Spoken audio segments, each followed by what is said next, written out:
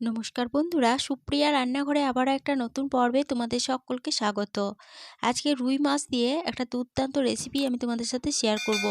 মাছের মধ্যে অতিরিক্ত মশলা ব্যবহার না করে আমার মতো করে এইভাবে একবার রুই মাছ রান্না করে খেয়ে দেখো। খেতে এতটাই টেস্টি হবে যে এই রেসিপিটা গরম ভাতের সাথে থাকলে এক থালা ভাত নিমেষেই খাওয়া হয়ে যাবে। তাহলে চলো বন্ধুরা, দেখে নেওয়া যাক আজকের রেসিপিটা কিভাবে বানানো হয়। রুই মাছ দিয়ে রেসিপিটা বানানোর জন্য এখানে 6 পিস রুই মাছ নিয়েছি। মাছগুলোকে জল দিয়ে খুব ভালোভাবে ধুয়ে পরিষ্কার করে নিয়েছি। তবে 6 পিস রুই মাছের রেসিপি আজকে বানাবো না, আমি 4 পিস মাছ দিয়ে রেসিপিটা বানাবো।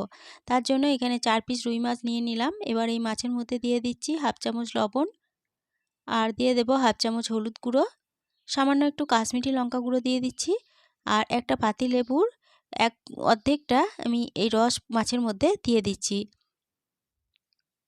এবার এই সমস্ত উপকরণ হাত দিয়ে খুব ভালোভাবে মেখে নেব। সমস্ত উপকরণ মাছের মধ্যে হাত দিয়ে খুব ভালোভাবে মেখে নেওয়া হয়ে গেল। মাছটা 5 মিনিটের জন্য রেস্টে রেখে দেব।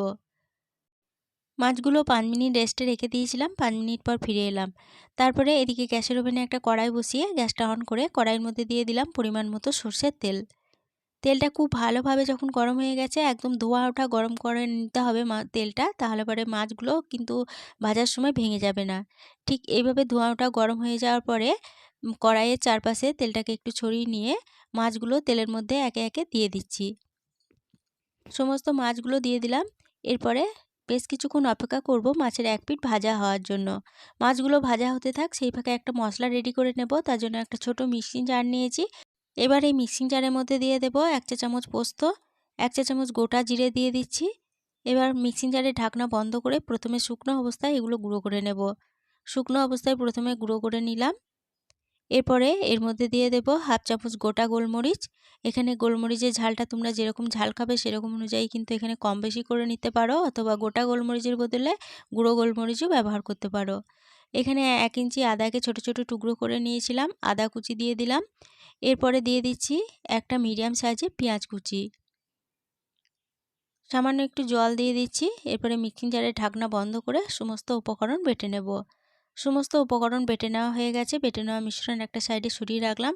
এদিকে মাছগুলো মিডিয়াম ফ্লেমে একটু সময় ধরে ভাজা হতে দিয়েছিলাম। মাছের যখন এক পিঠ হালকা ভাজা হয়ে গেছে, তখন অপর পিঠটা এভাবে উল্টে দিচ্ছি। উল্টে দিয়ে আরও বেশ কিছুক্ষণ অপেক্ষা করব এই অপর পিঠটা ভাজা হয়ে যাওয়ার জন্য। মাছের দু পিঠ ভাজা হয়ে গেছে, আর মাছগুলো দেখো খুব কড়া করে ভাজবো না, ঠিক এইভাবে একটু হালকা মাছগুলো ভেজে নিলাম। এরপরে মাছগুলো তেল থেকে তুলে নিয়ে ওই মাছ ভাজার তেলে ফোড়নের জন্য দিলাম হাফ চামচ 5 ফোড়ন, দুটো শুকনো লঙ্কাকে ফাটিয়ে দিয়ে দিলাম। এবার এই ফোড়নগুলো ভালোভাবে ভেজে নেব। ফোড়নগুলো ভালোভাবে ভেজে নেওয়ার পর ফোড়ন থেকে যখন সুন্দর গন্ধ বেরোতে শুরু করেছে, তখন যে মশলার পেস্টটা বানিয়ে রেখেছিলাম সেই মশলার পেস্টটা তেলের মধ্যে দিয়ে দিলাম। এরপরে মিডিয়াম ফ্লেমে এই মশলার পেস্টটাকে একটু সময় ধরে নেড়েচেড়ে কষিয়ে নিচ্ছি। মশলার পেস্টটাকে 2 মিনিট মতো নেড়ে কষিয়ে নিলাম। এরপরে যে বাটিতে মশলাটা রেখে দিয়েছিলাম সেই বাটিটা ধুয়ে সামান্য একটু জল দিয়ে দিলাম। এরপরে দিয়ে দিচ্ছি হাফ চামচ হলুদ গুঁড়ো, আর কালারের জন্য দিচ্ছি হাফ চামচ কাশ্মীরি লঙ্কা গুঁড়ো। এখানে কাশ্মীরি লঙ্কা গুঁড়োটা কিন্তু একদমই অপশনাল, শুধুমাত্র আমি কালারের জন্য ব্যবহার করেছি। তবে তোমরা যদি কাশ্মীরি লঙ্কা গুঁড়ো না দিতে চাও তাহলে পরে কাশ্মীরি লঙ্কা গুঁড়ো বাদ দিয়ে দেবে। গ্যাসের ফ্লেমটা লো টু মিডিয়ামে রেখে সমস্ত মশলা বেশ কিছুক্ষণ সময় ধরে নেড়েচেড়ে কষিয়ে নিচ্ছি। লো টু মিডিয়াম ফ্লেমে মশলাটাকে মিনিট 5 সময় ধরে নেড়েচেড়ে কষিয়ে নিলাম। মশলা থেকে সম্পূর্ণ তেল ছেড়ে দিয়েছে, মশলাটা খুব ভালোভাবে কষানো হয়ে গেছে। এরপরে মশলার মধ্যে পরিমাণ মতো জল দিয়ে দিলাম। এরপরে দিয়ে দেব একটা মিডিয়াম সাইজের টমেটোকে এইভাবে কুচি করে রেখেছিলাম, টমেটো কুচি দিয়ে দিলাম। দিয়ে দিচ্ছি স্বাদ অনুযায়ী লবণ, আর স্বাদের ব্যালেন্সের জন্য কয়েক দানা চিনি দিয়ে দিলাম।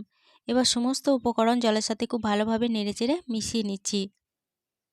সমস্ত উপকরণ ভালোভাবে নেড়ে মিশিয়ে নেওয়ার পরে গ্যাসের ফ্লেমটা মিডিয়ামে রেখে ঝোলটাকে একটু ফুটিয়ে রান্না করে নেব। মিডিয়াম ফ্লেমে ঝোলটাকে 1 মিনিট মতো ফুটিয়ে রান্না করে নেওয়ার পরে যে মাছগুলো ভেজে রেখেছিলাম সেই মাছগুলো এই ঝোলের মধ্যে একে একে দিয়ে দিচ্ছি। বন্ধুরা, মাছের মধ্যে অতিরিক্ত মশলা ব্যবহার না করে এইভাবে একবার মাছ রান্না করে খেয়ে দেখবে, খেতে এতটাই টেস্টি হবে যে একবার খেলে এইভাবেই বারবার বানিয়ে খেতে ইচ্ছে করবে। মাছগুলো দিয়ে হালকা হাতে একটু নেড়েচেড়ে নেওয়ার পরে একটা ঢাকা দিয়ে দিলাম। ঢাকা দিয়ে মিডিয়াম ফ্লেমে মাছটাকে একটু সময় ধরে রান্না করে নেব। ঢাকা দিয়ে মিডিয়াম ফ্লেমে মাছটা 4 মিনিট রান্না হতে দিয়েছিলাম। 4 মিনিট পর ফিরে এসে ঢাকাটা খুলে নিলাম। ঢাকাটা খুলে নেওয়ার পরে আরও হালকা হাতে একটু মাছটা নেড়েচেড়ে নিলাম। এরপরে এই মাছের মধ্যে সামান্য একটু ধনেপাতা কুচি দিয়ে দিচ্ছি। আর একটা কাঁচা লঙ্কাকে চিড়ে রেখেছিলাম, কাঁচা লঙ্কাটা দিয়ে দিচ্ছি। এরপরে এই কাঁচা লঙ্কা ও ধনেপাতা মাছের সাথে ভালোভাবে নেড়ে মিশিয়ে নিচ্ছি। মাছের মধ্যে তোমরা যদি গরম মশলার গুঁড়ো পছন্দ করো তাহলে এই সময় একটু দিয়ে দিতে পারো, তবে আমি গরম মশলার গুঁড়ো দিচ্ছি না। এরপরে গ্যাসের ফ্লেম বন্ধ করে দিয়ে মাছটা 5 মিনিটের জন্য স্ট্যান্ডিং টাইমে রেখে দিয়েছিলাম। 5 মিনিট পর ফিরে এসে ঢাকা খুলে নিলাম। মাছের রেসিপিটা পরিবেশনের জন্য একদম রেডি হয়ে গেছে।